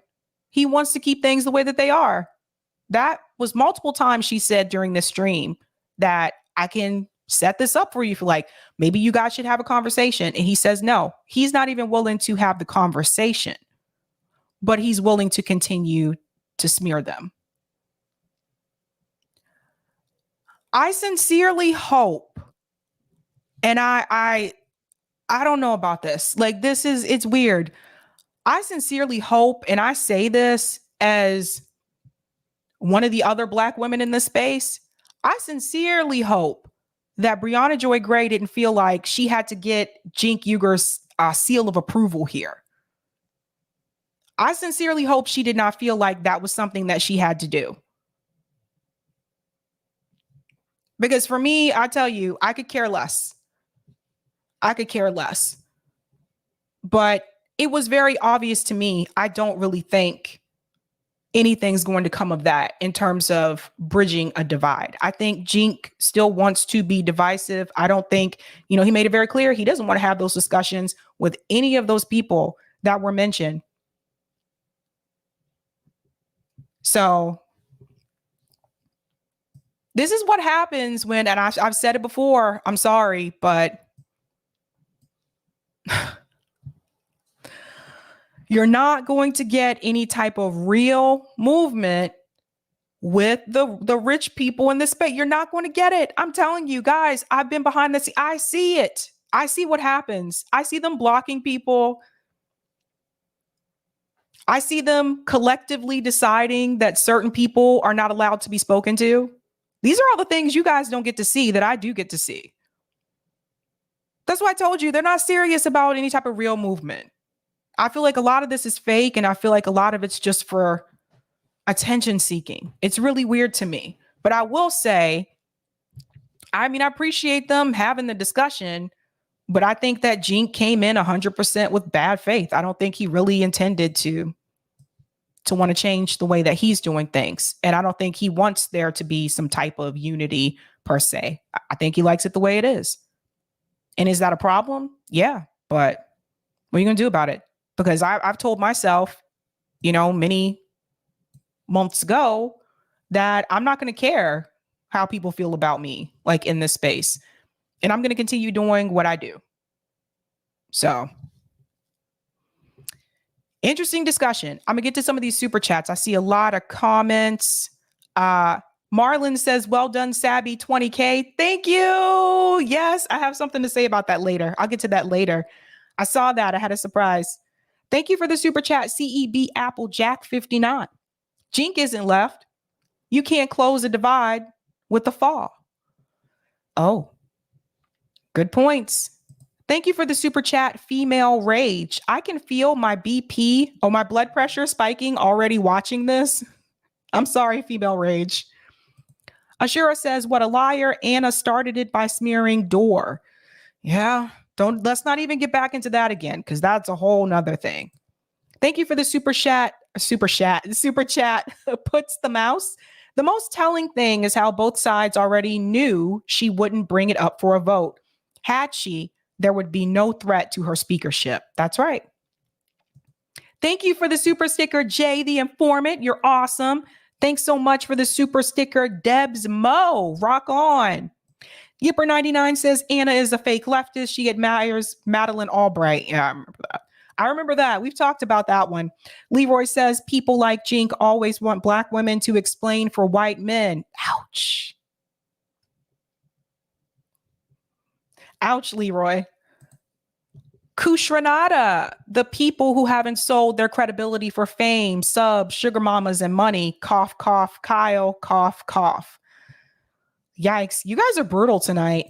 Thanks for this super chat as well, Kushranada, the Bernie, Nina, the Squad, and the Truman Show of activism. Are the Truman Show of activism. You think it's real until you realize the sun is a stage light. The dim party is the dome. Thank you for the super chat, Machirius39. Cenk is obnoxious. He doesn't know what nuance is. Yeah, I just feel like it's all performative, man. I don't trust many people. I'm sorry. Greg Bruce says, interesting how Cenk was more respectful to David Duke than he's being to Bree. Ouch. Thank you for the super chat, AJF. I truly feel the TYT types are intentionally short-sighted in focusing on the left-right paradigm because it's the quickest and feasible means to keep their businesses going in a capitalist society. That's right. That's right. Thanks for the super chat, Beffer. Do you think it's the egoism or classism or counterpro that causes the infighting or all equally? I think it's all of them, to be honest. And I will also say, I think in the beginning, not as many people had the ego. Like when you're first starting out, a lot of them I think had the ego. But I think as some people started to grow and they really started to make a lot of money, and the 20 million coming from Jeffrey Katzenberg, that can kind of do something to your ego if you don't check yourself, right? Thank you for this as well, Beffer. The sun not coming up tomorrow is more likely than BJG caring what the dude thinks of her. I hear you. Thank you for the super chat, Stephen R. 20 for 20. Thank you so much. All right. I'll go ahead and take the comments on Rockfin, Eric, and then we'll get to our last story here. Thank you so much for the tip on Rockfin, Roger Meadows. Yep, Bologna Maloney also speaking of off the record. Anyone remember when Newt Gingrich's mom was speaking to journalist Connie Chung and said off the record that First Lady Hillary is a B? Also, both the New York Health Act and Massachusetts Medicare for All cover not just residents, but those who work in Massachusetts and New York. Both touch 5 states. We touch the same states except Rhode Island and Pennsylvania. If Maine is successful at getting a Medicare for All BI on the ballot by 2024, and we pass both in Massachusetts and New York, then we can lock the whole Northeast of the US down. Now we become the story for the right reasons. It would now put heat on California and Oregon voters to do the same, especially if Washington passes whole Washington via ballot initiative. Thank you for this tip, Ronnie. Cenk is center right.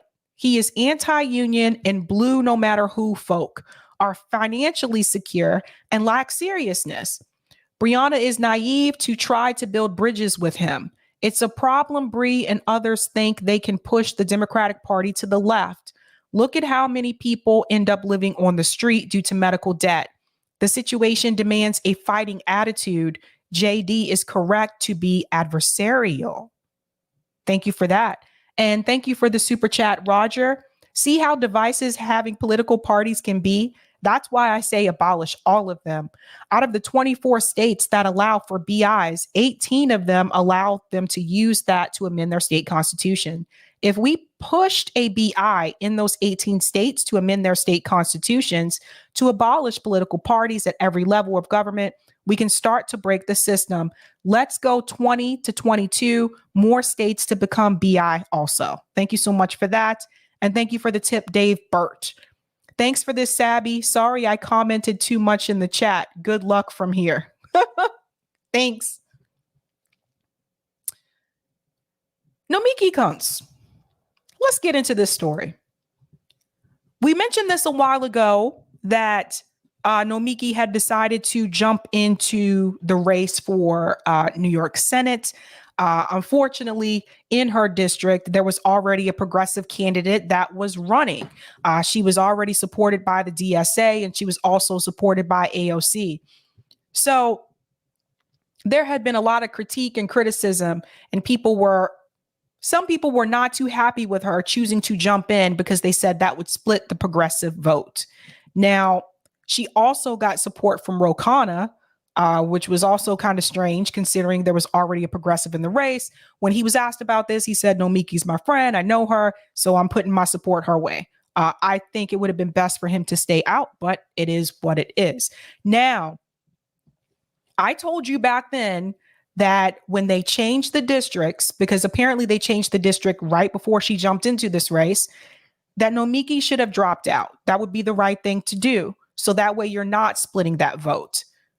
Well, ladies and gentlemen, she has decided to do just that.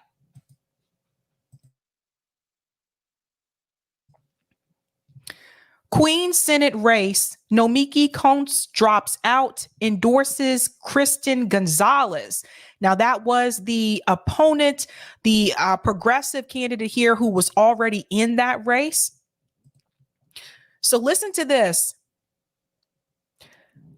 The competitive race for an open state Senate seat in Northwest Queens was shaken up on the first day of early voting Saturday when a progressive candidate dropped out and endorsed her one-time rival. Nomiki made the bombshell announcement on Saturday saying she would back Kristen Gonzalez in the race for the 59th State Senate District, a brand new seat that covers much of Long Island City, Astoria west of Steinway Street, and south of Ditmars Boulevard, as well as Greenpoint, Brooklyn, and a chunk of Midtown East Manhattan. And this is her statement here. This 3-month-long campaign has become one of the most expensive primaries in New York Senate history. And in light of the overwhelming amount of money being spent in this campaign, particularly by real estate interests, I have made the decision to suspend our campaign at this time and endorse Kristen Gonzalez for State Senate in District 59. And that is coming from Nomiki. And here's a picture here. And you can see here, there's Nomiki. There's Kristen, and the gentleman in the middle, this is actually Michael Generis. And there's another part I want to add to this that you may not be aware of. So you notice Nomiki mentioned the problem with the financial situation here. obviously she wasn't dropping out because she was trying to do the right thing. She was dropping out because of money, and also because of Generis. Because what he did, he actually spoke to Nomiki and told her to drop out.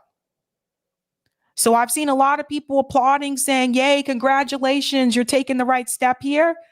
But I'm sorry, I want you to understand, it's not like she was doing this out of good faith. She was doing so because of money reasons and because Senator Michael Generis here told her to drop out. That's why it was done. But here's the problem.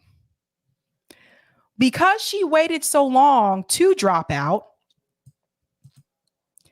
and this is gold here. Now, this is coming from Jensen Gaddick, once a federal AC. I'm disinclined to give her much credit since the ballots have already been printed. But this is what we wanted her to do, so meh. When she made her announcement that she was dropping out, it was too late because the ballots have already been printed. Now, I did speak to a source there who also confirmed that as well. So basically now Kristen's team will have to get the word out to people as much as possible that did not see that article that I just showed you. Hey, she's no longer a part of this race. You're going to see her name on the ballot though. So just letting you know, she's not a part of this race. I don't know how much it would cost to redo something like that. I think it was too late, to be honest, but I don't like the way this was done. I don't like the way that she moved when she did this. You know, I felt like if she was sincere, I would have dropped out from the get-go, from the very beginning. The moment I found out that they changed the districts and there was already a progressive in the race, I would have dropped out. That's why I felt like for her, this kind of came across as a vanity project. She didn't have to do this. She didn't have to be in that race. There was already someone there who was backed and supported. So it's just really, really weird to me. Now, Damaris had something to say about this as well. So Damaris said, Nomiki dropping out the day before early voting begins smells fishy and sounds corrupt. How much money did she raise? Was she trying to pay back personal loans from her previous failed campaigns? Ouch.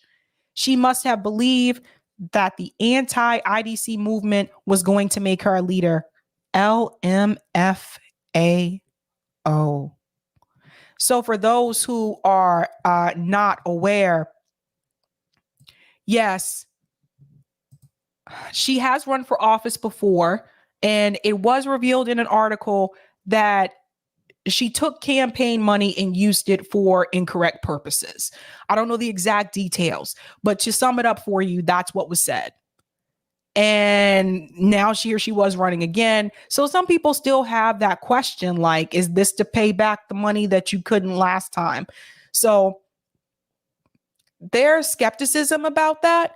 I will say again, though, I just think the whole way that she went about doing this, I thought it was a mess. I really do.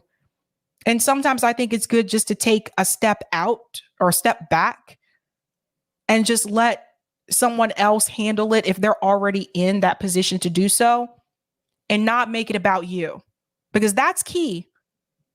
When you make it about you, is it really about the issues anymore? Is it really about helping the people? Don't make it about you. This is why I tell people the best politicians that should run, or candidates that should run for office, are the people who don't want to do it. Not the people who actually aspire to become president, the people who want to be a career politician. It should be the people that actually are reluctant to do so. Someone like Ashama Sawant, she explained this when she came on. They picked her. Her group, Socialist Alternative, said, you should be the one. That's how you end up with good politicians, to be honest with you. Now, I think I got all of those clips. Oh yeah, this is on here twice. I put it on here twice for some reason. Okay. I do have a special surprise to all of you guys. I don't usually do this sort of thing, so I'm a little nervous. Hey, Eric, I have to grab something really quick. If you can just hop on for a second, I got to grab something that's kind of special. It'll take me like 2 minutes, literally 2 minutes, and I'll be back. And I want to do something for you guys. All right. Catching me by surprise here. How's everybody? Yeah, you better like surprises. Let's see. Where are we here? Yeah, I'm trying to find the right chat. All right. Yes, we're excited and waiting for the Sabby surprise. Let me see. How am I coming through? Pretty good here. I know my mic's usually a bit light, so I'll try to speak up and get real close. We're waiting for Sabby to come back with her surprise. Yeah, I noticed after after Jimmy highlighted. Oh, let me say hello. There we go. Hello, Steve. All right. I noticed after Sabby was on was highlighted on Jimmy Dore's show that the numbers started spiking, and we were watching them, and it just went all of a sudden from what 19.6, and then all of a sudden it's like 19.9 and 20,000, and and yeah, it was pretty cool, and I think I'm done thumpering and she's ready. Dun, Okay. dun, dun. All right. So something happened this morning. And I just really, no, I'm not going to sing. I saw one of the comments in the chat. I sing on here sometimes, but not like, for reals. I did see this morning, really good news. I do have to give a shout out to you guys. Let me just do my thank you thing here. And we're going to do a toast. So cheer up here. I have, what is this? My husband got this. What is it? Oh, it's called a Juicy Hazy New England IPA, and it's by Greater Good Brewery. So I have this. I don't know if you guys can see that well here. Anywho, we're going to do a little toast. I just really want to tell you guys, I saw this when I woke up this morning. I got like a couple of DMs about it. And apparently at some point, either this morning, yesterday, I don't know, I did hit 20,000 subscribers. And I just want to do a toast, not to me, but to you. I want to do a toast to you guys. And I just want to tell you, thank you. Thank you so much. Because I could not have done this without you guys. I never thought I would get to 10K. I'm just being honest. I was like, this is just be a thing. I didn't expect much to come from it, but I did hit 20K. I never thought that would happen. Thank you guys so much. Thank you for listening to me. Hell, thank you for even, I don't know. Thank you for even wanting to hear what I have to say. So I really appreciate your help. It's all because of you guys, not because of me. So thank you so much. So here is a toast to you guys, to all of you comrades out there. Thank you so much for helping me get to 20K. I feel like this will be like an Oscar. It's kind of funny. But thank you so much for helping me get to 20K. I really appreciate all of you guys. Again, shout out to all of you that, I guess all the people that like platformed me, because really, like, how did some of you guys find me? I used to ask people that, how did you find me? Right? To all the people that like, let me come on their show. Like, let me come on their platform and like, just say what I say and do what I do. But thanks so much, guys. So this is a toast to you guys. I'm terrible with the camera trying to do it this way. Thank you so much. 20K. Here's on to 25K. Will I get there? I don't know. But I made it to 20K. So let's do the damn thing. So cheers.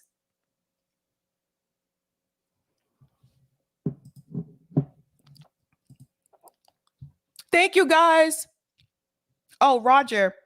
Did we get... Oh, Eric. Sorry, not Roger. Did we get all the super chats? Oh, sorry. Whoops. Thank you for the super chat, Jay the Informant. Jink U equals Roland Martin. Vote blue and shut up. Oh, Roland Martin he's another one. He's a trip. He's a trip. Thank you for the super chat, AJF Milan. I truly think that our political system is some sort of sociopathizing machine because everyone in it behave sociopathically. People are dying because they're not rich enough. FFS. Basically. I hear you. Guys, tomorrow, it's Wednesday. I'm not here on Wednesday. I'll upload clips. I'll be back Thursday night. We're going to be here with Peter Schwartzman. He's coming on. He actually is a new mayor and he ran through the Green Party. So I'm going to start doing this more often. If you know people that have won on the local level and they've run third party or independent, send them my way.